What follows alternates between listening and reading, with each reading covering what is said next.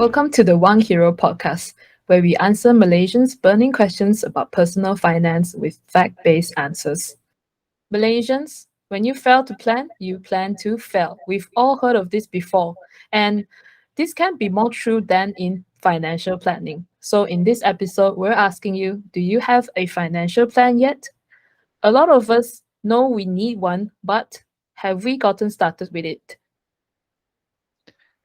I guess the struggle for most Malaysians when they think of coming up with a financial plan is like sending a rocket to the moon, right? You need like tons and tons of uh, sit down time, Excel time, and all that. What's your perception when someone tells you a financial plan or financial budget, Louis? What's your perception about it? I just for me personally, it's something that I've grew up with. Mm-hmm. I have a mom who has um, taught me that it's really important to plan ahead. So whether it's for my studies or for my finances, I've always had a very, very long-term plan. So a Understood. 10, 20-year plan. So for me, it's a very normal thing to do. Mm-hmm. Okay. Mm. But for most people, let's say the audience out there, let us know, was it difficult for you to actually sit down and to do it, even if you had the time discipline, right? I guess for most of the clients or prospects that I've met before, Louis, I think it's like they don't know how to do it. They don't know what's the right way. They based on their behaviors, like for example, how do you know how much you spend on meals in a month? uh, how do you track that? It becomes so trouble. Maybe they had the intention to start, but it became so troublesome that they just gave up, and then the whole thing went down the drain. So maybe I'll start out with this, Louis. I think financial planning 101. It's like there's actually 6 pillars to financial planning. The first pillar in itself, it's the planning itself, right? And it's followed by 5 things after that. Okay, the first one is actually income planning and budgeting. The second one is your investment objectives and investment allocation. Okay, the third is actually insurance, which is risk transfer. Okay, and the fourth, tax planning. And the last but not least is actually estate planning. Now, it may sound very jargony to a lot of people, but don't worry, over the course of this series of podcasts that Louis and myself will be going through, we will answer them in very layman terms and to use analogies or even anecdotes to actually share with you why these are important, how to do it, and how do you keep track of it. I think how do you benchmark or how do you get feedback mechanisms. How does that sound to you, Louis? Yeah, I think it sounds great. I think with anything like how we started this episode is that we need to start off with the plan, and probably for some of us out there, just sitting down and getting all the numbers out can be quite an intimidating process because sometimes you don't know what to start with. That's Like, right. what should I start with? Should I put my salary out there? For some entry level graduates, maybe it's a very small number, right? So maybe it's not even significant enough for you to manage, you feel, right? But I think it's still important for you to start somewhere. You start with anything you have, and then after that, just progressively add more complexity into your plan. I love that part about getting started because I think some people procrastinate because it's a small number. But what you are actually doing by starting with a small number and a fresh graduate, right? You get into this habit, you get into this discipline, and you find it's a process of discovery, and you find like nuances because you were doing it at the start. Then you realize, I may have missed out this. And then when you start adding things, right, then you realize, I used to do this, but now because of this new added stuff, the complexity actually triggers you to think about something else. And I think that's an important process that you have to discover. And in today's day and age, Louis, with cloud, with a lot of apps helping you, actually there's many tools available rather than just Excel. Mm. Yeah. And Yeah, I yeah, hope, yeah. yeah. So let's start off with the plan in itself. And I think rather than go into the whole shebang of setting a full-fledged financial plan, I think usually it's about setting an end goal or an end number. Everybody says, I want to be financially free. I want to be financially independent. But what people don't realize is that financial independence number for you and me is going to be very different. And they don't, whenever you ask them, hey, I'm a financial planner, or what's your financial dream, they keep on making this subjective statement. What is Yep. your Yep. financial goal? Financial freedom. Yes. Okay, so what's the number, right? And I think even the basis of setting that, it's a goal on its own. Because Interesting. Yeah. it's not to say that you need to aim for the moon, 1 billion or 10 billion, whatever. It's about setting goal that is realistic and practical so that it doesn't discourage you from starting. Let's say, for example, 100,000. Okay, I want 100,000 saved up in a year or 2 years or 3 years or whatever, right? And then once you hit that goal, that milestone, it kind of gives you a dopamine. I can actually do this, right? And then True. you start setting this goal of like for me, when I first started or came to this realization, my target was 5 million. And 5 million is not a lot, but it's also not too little. And the reason why I came to that basis of 5 million was because I understood how much I needed for a lifestyle. I understood roughly what's my expected inflation rate. I had 2 children, how much I need to spend to send them to education, overseas to education. My skill set. Can I actually earn money even if I retire, and with that income or with that net worth that I have? So when you were mentioning earlier about your mother setting these long-term goals, right? Did she had a fixed number, or did it evolve that you actually had your own number in mind? Very interesting points you made there, and it really triggered. Triggered a lot of memories. Very, very long time ago when I started doing this. I was a fresh graduate. Actually, I did it even before I graduated. Fantastic. So I had the back then it was the Excel. So Excel, we could like put in the figures there. There was no Google Sheets back then.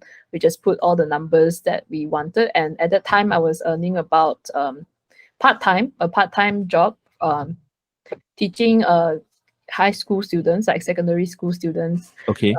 Like a tuition, is it? Yeah, correct, tuition. So that was like, I think 600 ringgit a month. 600 ringgit a month. Quite okay lah back then, before social media, right? Yeah, exactly. Yeah, so it was like the highest paying job I could get at that time, while working the least. So it was only a 3-hour commitment a week. Fantastic. So, for 600, that's a lot of money. yeah, back that was like in 2008, I think.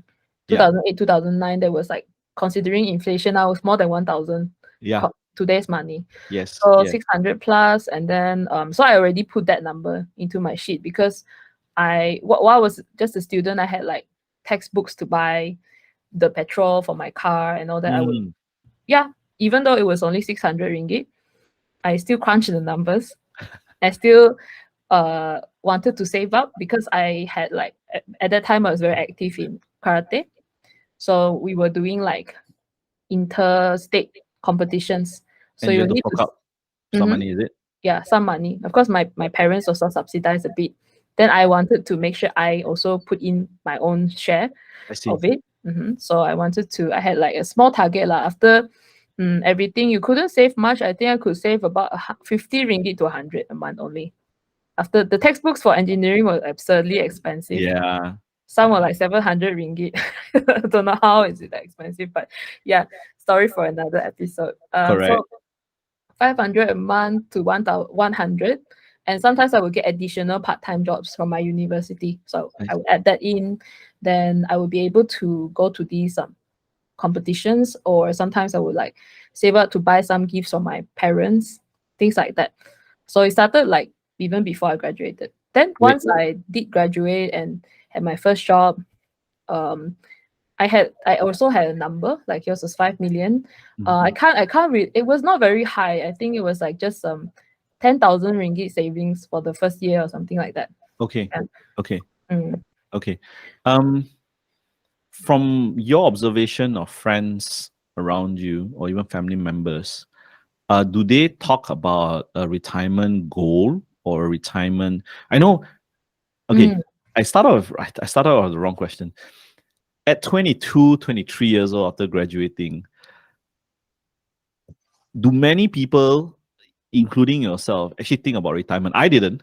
I can tell you I didn't, right? I just wanted like to reach a certain financial freedom optionality that, at 5 million, I could like spend without thinking too much about looking at the price of the menu or like travels to certain places that were expensive.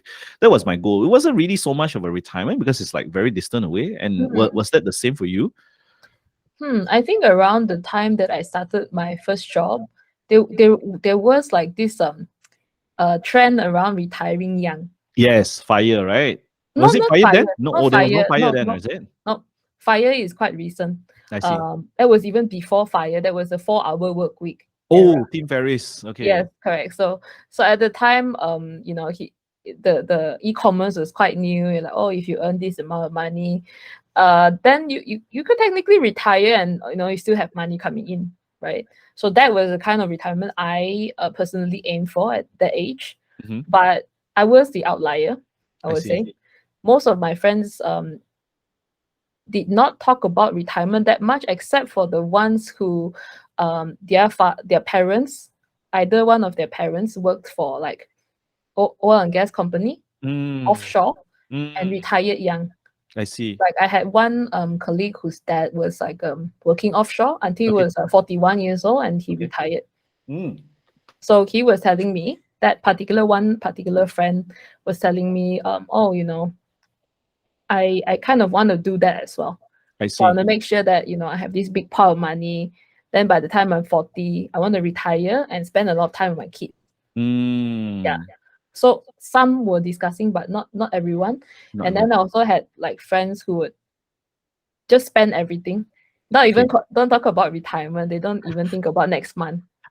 Yeah. Actually, Chinese, there's a saying, "Yet guang guang." You heard of this phrase or not? No. Yet No. guang guang means yet wei guang guang. Okay, so Oh, for okay. those who don't Interesting. understand Mandarin, yet is a month, Month. and then guang guang is empty. Or yeah, It's a so very, very scary predicament. yeah. So at the end of every month, it's empty. So it's like there's no carryover. I think that's the I that phrase triggered when you said that about your friends. Some of your friends. Yeah. Some of them, yeah. Yeah. So, anchoring back to that retirement goal or financial goal, I think one what I would encourage the listeners out there is actually to set a number, and it's not a finalized number because the number is dynamic. As your income grows, your ability, your skill set actually grows, then you should aim higher. I really think you should aim higher, Correct. or you should aim like once you reach a certain number, trust me, because when you aim for a certain number and you reach that, right, what happens in that process is you change yourself as a person. Yep. Your ability to think, your ability to grow and all that. And a lot of people procrastinate putting that number is because they said, hey, I'm never going to achieve it. So it's like, don't set it because it's too scary. And yeah, but for those of you who are discouraged now because, oh, I'm only earning this much, I don't have savings, I have to pay for my parents or whatever, I think don't scare yourself by putting such a big number. I know there's a lot of gurus out there said aim for the sky, aim for the moon, but if you miss, you end up in the stars, right? Yes, I agree to a certain extent, but it is so scary to even start, right? I think set those realistic goals 10K, 20K, 50K, 100K, right? And as you grow as a person, then move. Because a lot of people forget that that goal is actually dynamic. Dynamic, not to say down. I know some people, they like, you downgrade your goal, right? Yeah. Yeah, but what I was meaning is up. So pillar one, anything to add, Louis? Planning itself. To encourage people to plan. What Yep. would we add?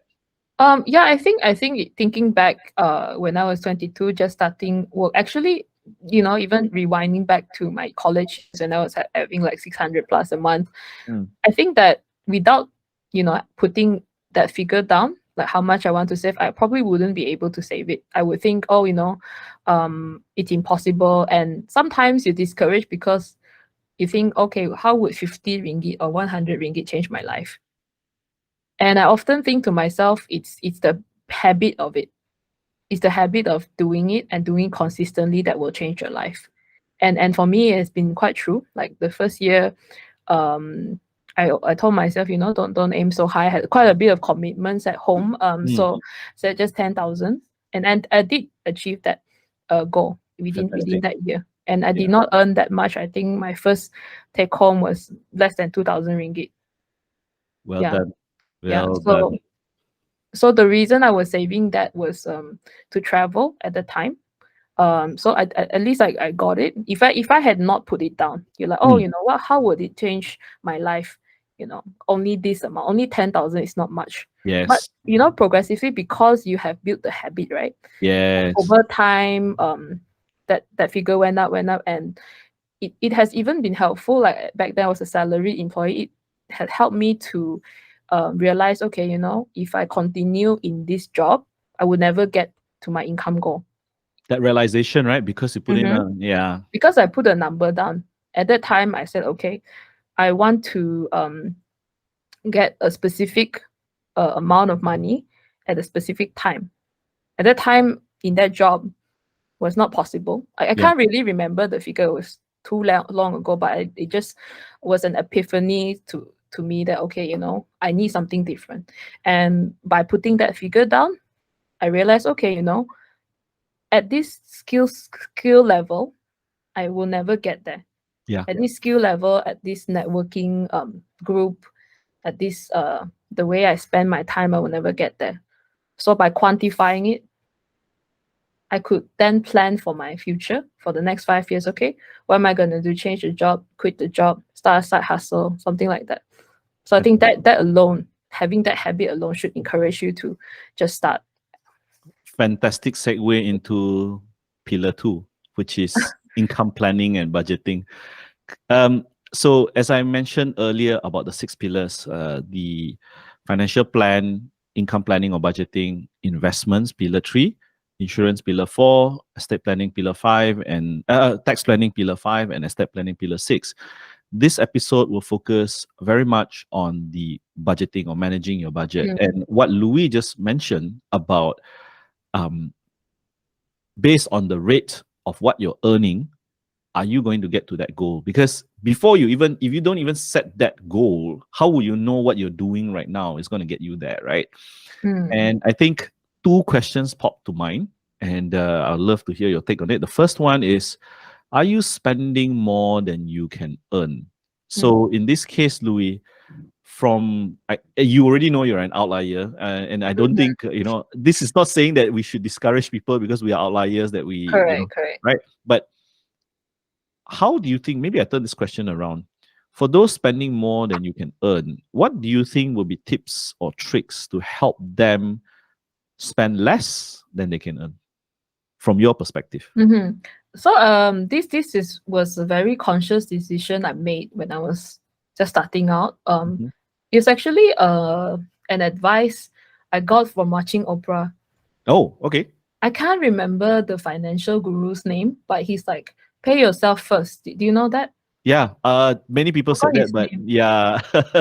No, but he said it first. I see. I Yeah, can't he remember said it. who. After that, many people said it. I see. So he's like, okay, pay yourself first means, set a goal Yeah. of like savings and make sure that you put that money in first. Okay. So before anything else, if you want to just save more than you spend, Okay. you should pay yourself first. Set a specific amount, no matter what, just meet it.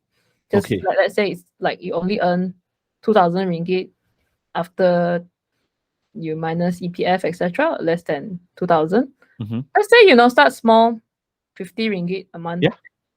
Start small. I say that's one of the biggest things I realize is gonna make it effective. Start very small. Not crazy small, like even if it's just putting in your tabong 10 ringgit, 5 ringgit, but make sure you do it. at the specific time, train your brain to do it. Just put it in, put it in, put it in, and then over time you're like, oh, actually this is quite easy. I can just up, and it becomes a new challenge for you. Yeah. Yeah. But the problem I think with people who keep continuously spend more than they earn is that they don't have a system around it. So I think just systemizing the whole thing, making it into something that you actually cannot skip. Yeah. I managed to find out what you were describing. It's actually coined by George Samuel Clayson. He coined it in 1920s. So the guy on Oprah, I don't think is the guy, but probably he borrowed from his phrase. Oh, Right? okay. Yeah. Okay. So pay yourself first, 1920s, George Samuel. I think they wrote a book about him, because I've seen his name, Clayson. Yeah.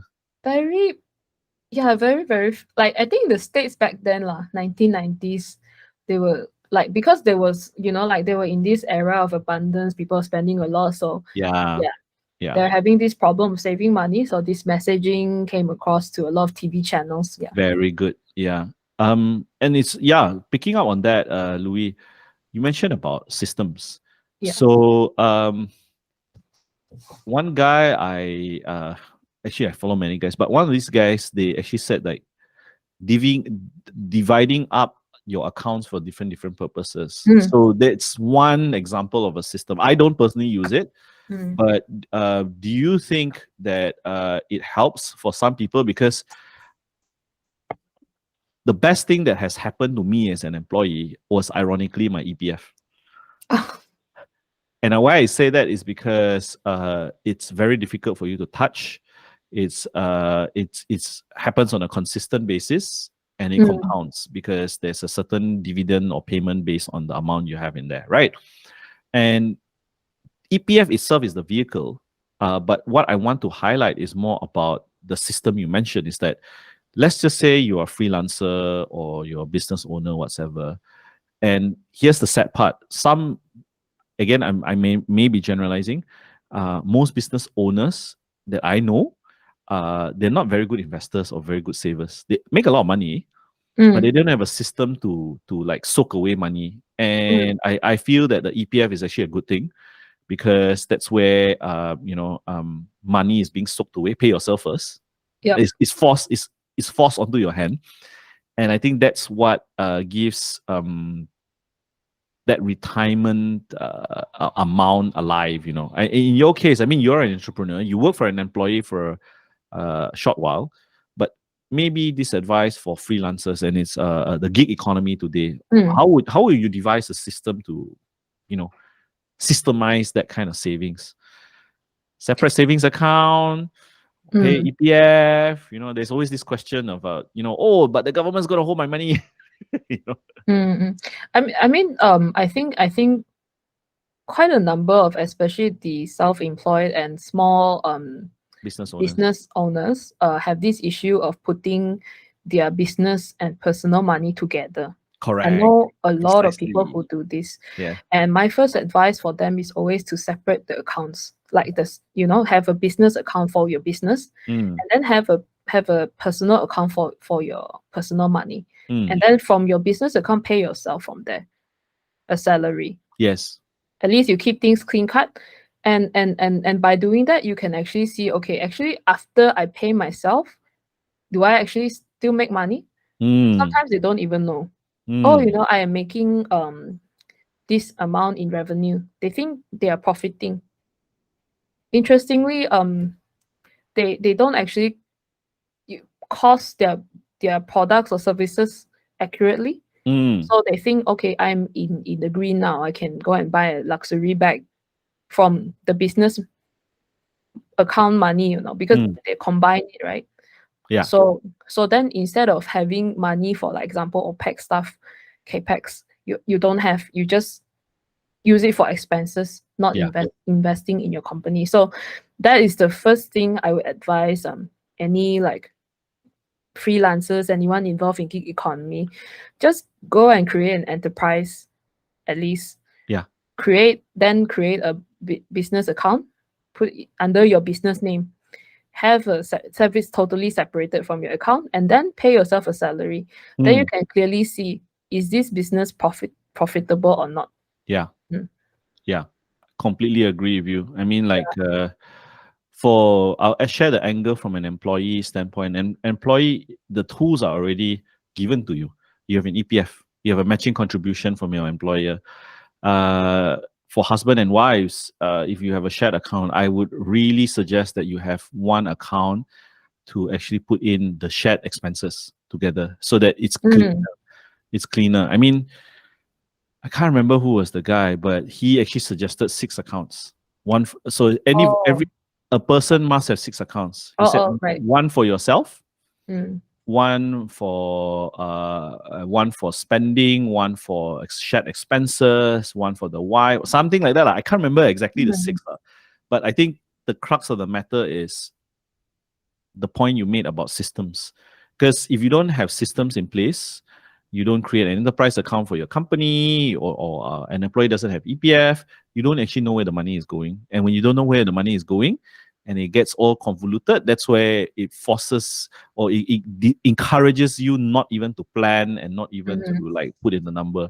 But the moment you have it in systems, right, it's like automatic. It's like, oh, it's a convenience, and I can just pull that.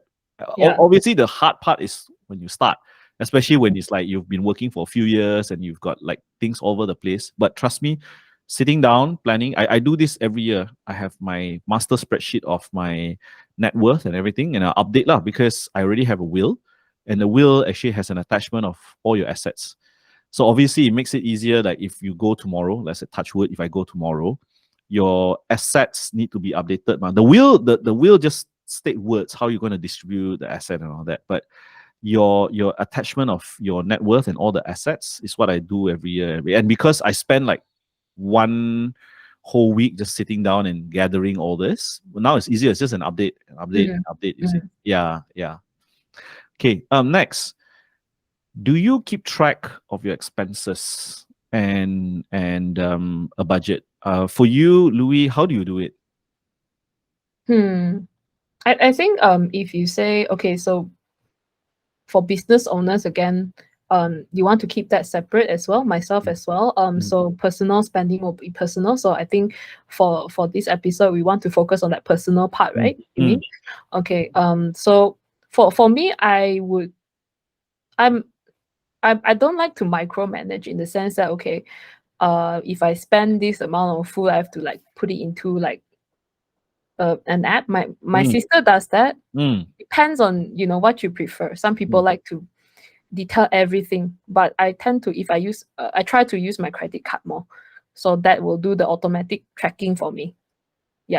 Then I will have like, if I spend cash, I will just pick out a specific amount. If it finishes, it finishes. That's how I do it. For other things, like if I'm planning a trip, then there's a separate account that I put all the money there. Whatever is there then I think the way I do it is I don't really think about it from a day-to-day basis in that sense, because I have that system managing everything for me already. I'm actually like you. I don't micro. I just check my credit card statement every month. And that's the report card, right? Then correct. spend too much here. Correct. So my credit card, it doesn't changes much. Then all of a sudden, if that month is like, then I'm like, okay, what's going on? Okay, So that's the hack, like, if you don't want to micromanage your stuff. But it depends on the person. Some people, while doing that, they still put it into an app.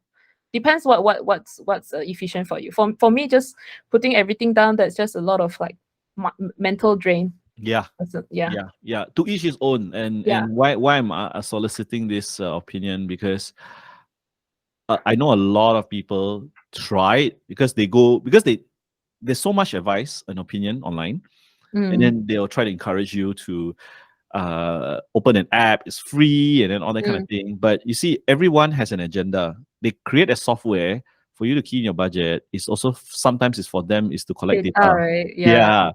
Right. So for me, I think the best advice is for yourself. You feel comfortable detailing out everything, be my guest. Just do it, right? I mean, that's comfortable for you. But if you're like me and Louis, that like, oh my God, we've got bigger fish to fry, right? Then I use my credit card lah. even worse is this, like, I know some people even 10 cents, 20 cents, they try to keep track. I'm like, oh Yeah. my God. Yeah, But I used to travel with this one friend who would divide Uber fares to the T. Yes, okay, okay, 1.61 cents, okay. two ringgit, and then divide, and then 80 cents, that kind of thing. Yeah, yeah, there are people like that. So if you're like that, just do what you want. Yeah, just do what makes you comfortable. Yeah, Because like I said, to each his own. Sometimes they find pleasure in doing that. yeah, So yeah. So, but exactly. again, don't use it as an excuse that, oh, because you have to manage until 0.16 cents that you procrastinate to start, right? So Yeah. the hack for me and Louis, we use our credit cards, we use our statements. Mm-hmm. Just know, because it's a double-edged sword, because Yeah, it yeah. just triggered me, right? Have a mental consciousness of whenever you swipe your card, you should actually have the money before you spend it. Yes, That's my take, right?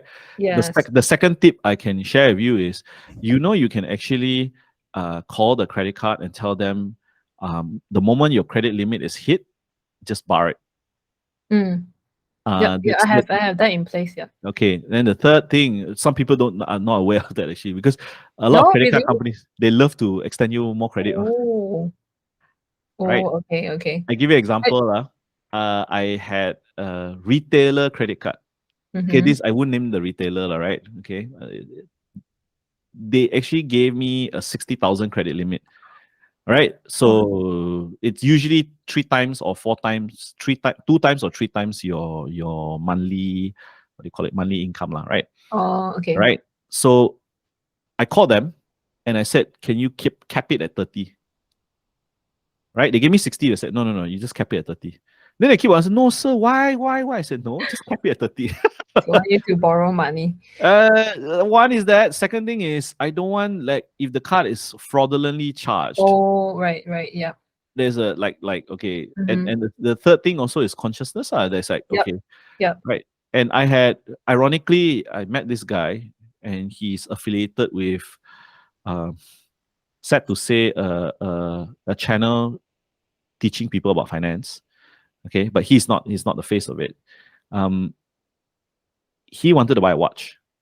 Okay, and in his past he couldn't control his credit card spending, so I had to use my credit card to buy, because but he'll pay me cash. Oh, wow. And I had a very high limit. So one of my cards, my limit is about 100. There's one card limit is about 130K, 140K. Okay, so I could buy the watch. It was about 50K the watch, right?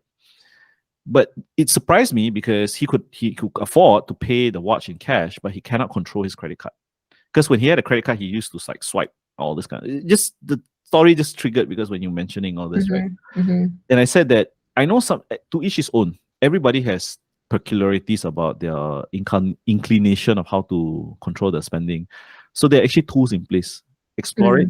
Credit card is one. If you're afraid, people say credit card is bad. No, it's not bad. It's you that's bad. You don't know how to control it. Right? Yeah, I think if you do have that problem, right? I know a few people who are like your friend. Yeah. Once they have this plastic card in their hand, they keep swiping and swiping. So my advice to them was just to cancel the card. So just use everything, like just pay for everything. Or use the debit card, lor? Just cash, debit, debit. Yeah. So now they've cancelled their cards, and then they just, because they were accumulating so much debt, so much debt. Not even like, the way we do it, I mean, I do it similarly to you, John. I only use the money that I have in cash. So the credit card then just serves as like a accounting tool, sort of, and then also to gain some points, lah. So this person that I knew was just like overspending, totally overspending, and then paying the minimum every month. Oh gosh, yeah. So and then sometimes not even meeting the minimum, so they were like being charged, and I'm like, this is not working out. You better just cancel the card, and then like, just pay off everything and cancel the card, lah. Then move on, and then try to use your debit card for some period of time, and then see if you still want a credit card. Understood. Yeah. So there are dangers like that. So you have to be aware. Self-awareness is very important. Correct. Yeah. Okay. Third question. the first two. So for those of you who are joining in midway, if the first question we ask on the second pillar, which is income planning or budgeting, is are you spending more than you can earn, and do you keep track of your expenses or a budget? Right. We've shared some tips. And the third question, which is actually kind of related to your first question, to the first question, is are you spending more than you can earn? So the question is, what is your hourly rate? Are you in the top or bottom quartile of your industry? So if you're an employee, right, when you're getting your first job, you must be jubilated because you may have tried like 50 applications and this is the one that you got it. And, it's probably may not be the company that you originally wanted, but, at least you got a job.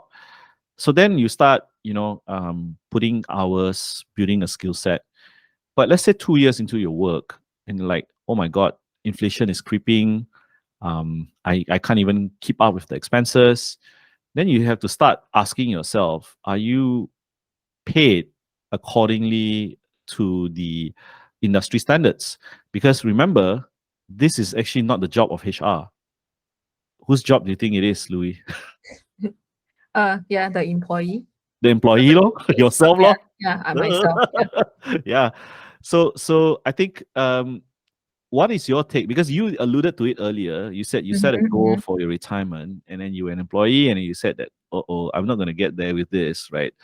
So how do you go about exercising or applying that awareness or realization once you knew that? Do you have an hourly rate? Do you like sit down and says, hey, this was my monthly salary, this is my hourly rate, and if I did this, then I'll be paid this per hour? Because I mean, most of the time you start off exchanging time for money. Was that the case for you? Back then I think calculating from an hourly rate from my salary was not something I did. But what I did do, I guess it's kind of linked because I just so how I actually ended up with my first job was I intentionally picked the job with less hours, having the same pay. Okay. So in that sense, I was like, okay, even though I don't get the highest pay from this job, but I am working less hours. I am going home on time. So it means that that first job I had actually had very interesting working hours. So I had a few rules that I put in place for my first job because I had this goal where, after some time I want to quit, start a business. So I knew that I needed to have a lot of free time. So one rule was I cannot work Saturdays. Okay. So some jobs they will work 5.5 days, right? Yes. Yeah, 5.5. Yeah, correct. 5.5 days, and I don't want that because it's like when I was an intern, I did work 5.5 days, and it was almost 6 days. Yeah, because by the Saturday you go back, you don't even want to do anything. You're tired already. Tired already. So I was like, okay, if I have to work another half day on Friday, then my salary will be lower. Half a day on Saturday. You said half a day on Friday. Saturday, sorry. you mean? Yeah, Saturday. So if I have to work another half day on Saturday, then my salary will be lower than the other person who doesn't have to do it. So that was my first rule. Second rule, I cannot work past 5 p.m. no matter what. I don't want OT, and especially unpaid OT. So because I already heard from some senior, my job needs me to do this amount OT, but no pay. I'm like, okay, these two rules I need to keep no matter what. So I did find that job. It was like an O&G contractor company. So it's a very, very interesting working hours. So 7 a.m. to 4 p.m. It's quite uncommon. Yeah. I can't remember why they had this. Probably was it to match the offshore hours? Client, something like that, I think. But I liked it because by 4 p.m. I was already free to do whatever. So after that time, it was like all my time. I could learn new skills, try out some businesses, etc. And at the time, I realized that okay, if I want to try this business, then I need this level of income. So then the first thing I thought I would do is negotiate my salary. So I didn't calculate the hourly rate per se, but I knew that okay, this amount I want to double it. Understood. So did you purposely choose the oil and gas industry because ironically that was one of the better paying industries? Yeah. Yeah. So and based on what you did chemical engineering, right? Yeah, chemical engineering. Yeah. And was that choice also derived based on the possibility of income back then Yep, in that year? yep, yep. Yeah. Yeah. So So just mm, like I shared before our episode started, my mom actually did the calculation when I was in Form 3. So she's like, okay. did you know that chemical engineers get paid 90,000 Australian dollars and they're the highest paid engineer in Australia? Yeah. She told me that back then, at that time, the Yeah. statistics then. Yeah. Yeah. If YouTube was it, I think your mom would have told you to be a YouTuber too. Yeah. Just kidding. Now she's doing TikTok. You're kidding me. No. Okay. Now she has about 1,200 followers on TikTok. Just Wow. started Wow. Your before mom Chinese is, New Year. yeah, you're really far-sighted, man. Is Okay, it? for those of you who don't have a visionary mom like Louis, Yeah. um, what I would encourage you is if you haven't done so already, calculate your hourly rate. And because I think sometimes your university choices was relevant when you picked it, Mm, and you went through that motion and you actually ended up with whatever career that you have today. But that is not a death sentence. When I say there's not a death sentence, is there's always optionalities that people don't realize they have options mm, because they don't sit back and reflect. And this is my sharing towards the audience. Sit back, calculate your hourly rate, then compare that with the skills that you think you can develop. You may not have it now, but that you think you can develop in the spare time. Louis aptly shared like, how are you freeing your time to be able to think about it and to be able to learn that skill? And I know it seems so like far-fetched to be earning a 20, 30K salary. Everyone hopes to work for McKinsey or Boston Consulting Group or Bain. It gets paid 20, 30K. Not everyone gets there, but trust me, it's not all roses when you work there as well because you get a burnout, you know. So yeah. come back to the point of determine your hourly rate, find spare time to build a skill, and determine that whether you are paid in the bottom or the top quartile of your industry because the responsibility Mm, falls to you as yep. an That's employee, true. not the boss. Don't go into this victim mentality. Say, "Oh, my boss never raised." Yeah, did you even ask for it? Did Yeah, you? I think that's a very interesting point that you point out. I think back then I actually subscribed to a course about salary negotiation. Mm, Yeah, because for anyone who's salaried, that's probably the number one skill you need. yeah. Salary negotiation. Most people don't. Like I worked in that company. There was like a senior who had been there for 4 years. After I negotiated my salary, I was earning twice Wow. as much as them because they never asked for it. Yeah. That's it. Yeah. Not because like, oh, Louis better, what. But if you don't have that conversation with your employer, they're not gonna give it to you for free. Yeah. No If one. you're happy where you are and you're not leaving, they're not gonna give you an offer. Correct. Correct. Exactly. Exactly. Okay. Fourth question on the topic of managing your budget or income planning. What skills are easy for you to pick up on the side to earn more money? Now, obviously, when you are an employee of a certain company in a particular industry, they would not want competition from you, or you may do things that may be Mm, in conflict. So here's correct. the question. People said, I only know this skill. Correction. You think you only know this skill, but have you really explored to see whether you have other skills that may not be in direct competition with Mm, the employee, may even be ironically helping the company if you attain the skill. Like for example, you're in oil and gas. Let's just say, right? Is copywriting in conflict of interest with oil and gas? I don't think so. But no. is it complementary? Mm-hmm. Yeah, I know of TikTokers or even LinkedIn. There's this girl in I think she's from Perlis, works for Schlumberger. She's called Chempaka or something. Her tag is called Chempaka. So she just talks about the oil and gas life. So it's being a content creator, whatever. So you see, it's complementary. But are you thinking about it from your point of perspective? What were the skill sets that you thought you could acquire when you free yourself after 4, Louis?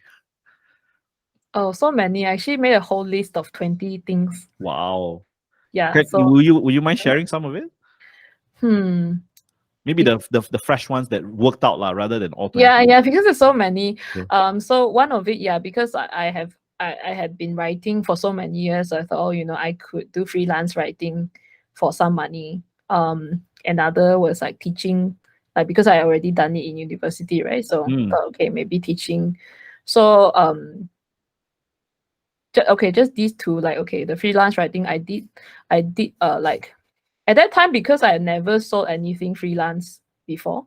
So I actually went like online work. I've never done it before. So at the time I just like found through some website, this person looking for like a research technical writer. Okay. And at the time for me the pay was quite good, 500 ringgit. Wow. People. Yeah. So I was like, okay, this is decent money. So I just went in and said, okay, I am a first class honors in engineering.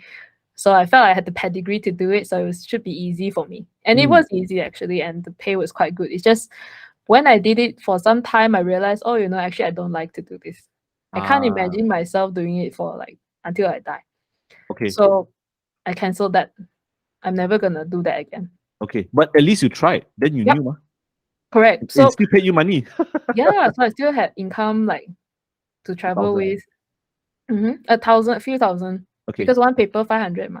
So then okay, so that I actually labeled this project like do it until you fail. So Okay. fail for me at that time what I meant was like, okay, fail means I brought it to the most extreme that I cannot dedicate more resources to it. I see. It means I run out of money, I can't continue this project. Or second, I just hate doing it. Okay. One of these has to, if it's met, I'm just not gonna do it anymore. Okay. So for this freelancing one, Okay. I just didn't like it. So I said, okay, cross. So okay. the next one was, what was that? What did I say? I don't remember. No, the first one was actually the technical one. The second one was the freelancing one and the resources that you commit that you didn't want. I can't remember the Okay. Maybe one that may not have worked out, but it was very painful for you. You spent the most amount of time. Okay, so this one particularly is quite interesting, I would say. So at that time, e-commerce was still very new. So what I did was I went to Alibaba to order a lot of electronics to sell locally. So that project was actually quite good. So at the peak, I think we made a profit about 22,000. Wow. Yeah, at the time. But yeah, due to personal reasons, we had to like close it. I see. So that in particular was quite painful, because if not for the personal problem, maybe I would continue it and you'll be quite successful. Understood. But then after some time, I realized that, oh, you know what? If I want to make a lot of money, I need to get my personal life sorted out. I see. So that was one big lesson for me. Got it. Doesn't matter how skilled you are. If you have a lot of baggage, it's going to weigh you down. Yeah. Great point. Great insight. Okay. So next question.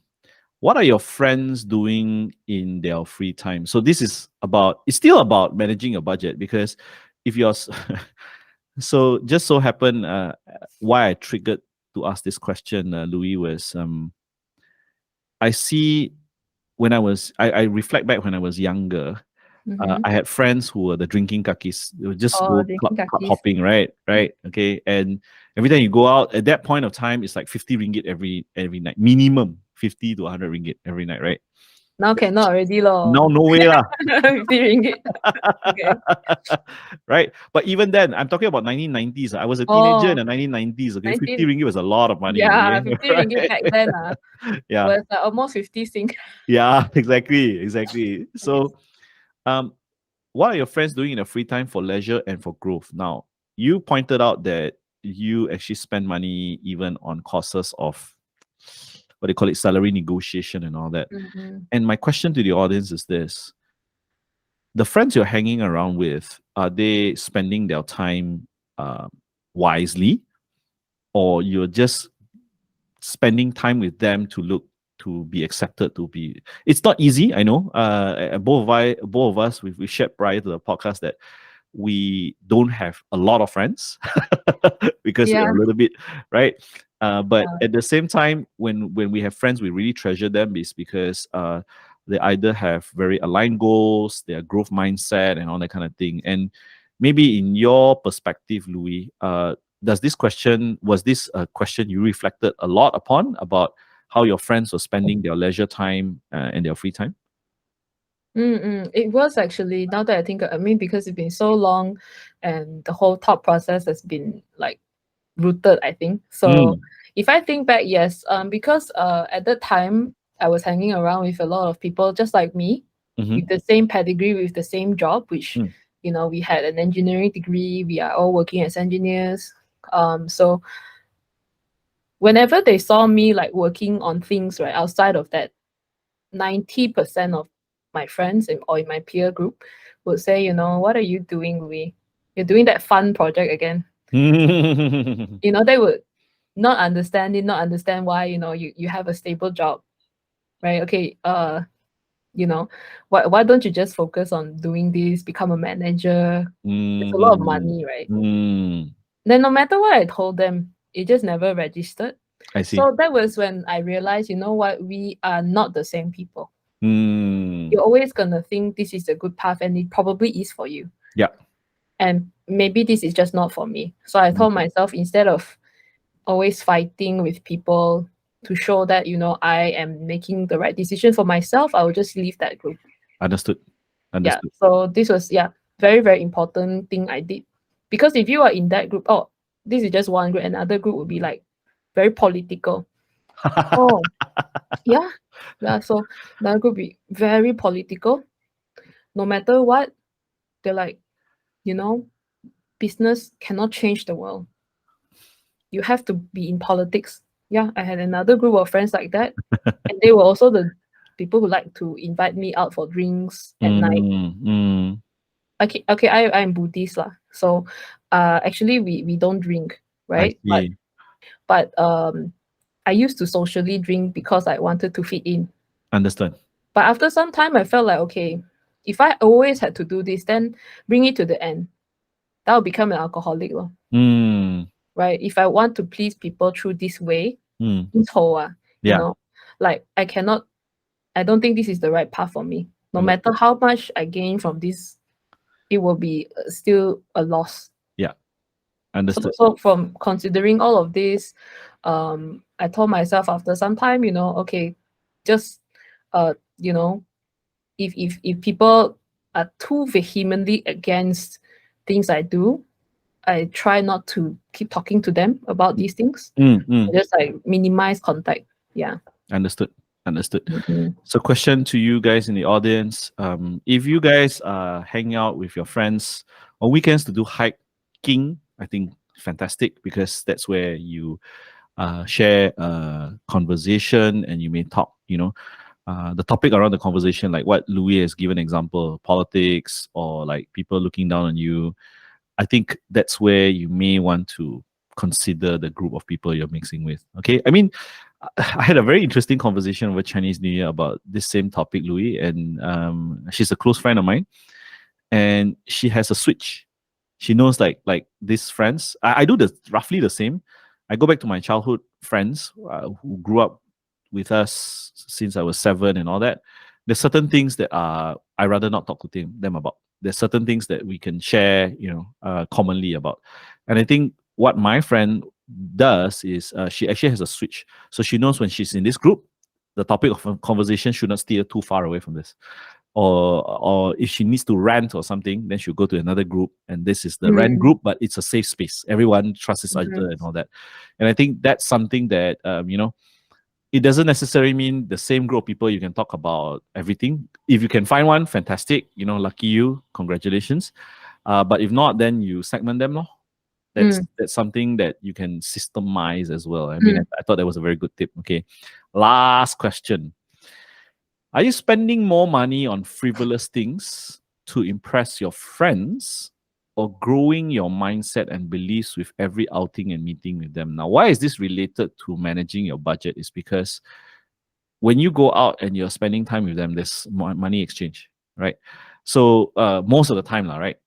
And if you find a group you're going out with, they spend, time shopping, buying bags or whatever, they may have an income capability that's different from yours. And because of that, you may feel inferior, you may feel like, wow, why is this? Why is the world unfair to me? But if you're spending time with friends that are actually like, hey, let's do, we love exchanging books, or we love discussing about business ideas, or we love, doesn't have to be serious, but we love to discuss about life or a social impact or social cause that may not cost too much of your money, but a bit of your time, and it's something you enjoy, then it's beneficial and have a positive impact to yourself lah. So in this case, Louis, I'm very sure you had a group of friends they may have spent on frivolous things. What is your take to that? How do you avoid them? Do you like? I'm pretty sure you don't go away. Hey, you shouldn't spend that kind of money, right? I don't think you do that, right? But how would you manage yourself in this area of predicament? So I think after I just started in the business world, I actually met a lot of different groups of people. And then one particular group was quite interesting to me at that time. I was very young, I think mid-20s. And this lady was just telling me, hey, do you want to go for like dessert? There's my favorite place in, I think, One Utama or something. Okay. And then when we arrived, right, one dessert cost like 120 ringgit. And You're then kidding me. yes. So she's like, oh, I just have this like every other day for fun. And then after some time, I realized that, actually she is like, she's quite rich. Like her family is quite rich. Okay. So for them, this is normal, right? So and then like, okay, do you want to join my family for lunch? Yeah. Oh, okay. Then I went. I mean, all of this she paid for as a friend, And I did not realize that we were so socially like in different classes. And then it was lunch, and then I went. One dish was like 500 ringgit. So I think one meal for them there was like 2,000-3,000 ringgit. A small meal in KL lah. And then they have that like every other day as well. And then I started to think, okay, so I think at that time I was very young, still just starting out in my business. I was like, okay, it's impossible for me to keep up with this. I cannot expect her to keep paying. Yeah. I mean, you don't want to ride on the favor also, right? You feel at one point, to them, they don't think that they are rich, They feel they're normal, and if suddenly they keep paying and then you don't pay, right? Yeah. They think you're stingy, Yeah, exactly. They don't see that you're poor. Yeah. Yeah. So for those, I politely remove myself from that group, because I just feel like they are of different social class. Yeah, it's not their fault or whatever. Not at all. It's just the circle of people, the ecosystem around them, and we're not judging here. It's just that we're showcasing real life applications on how do you deal with it, right?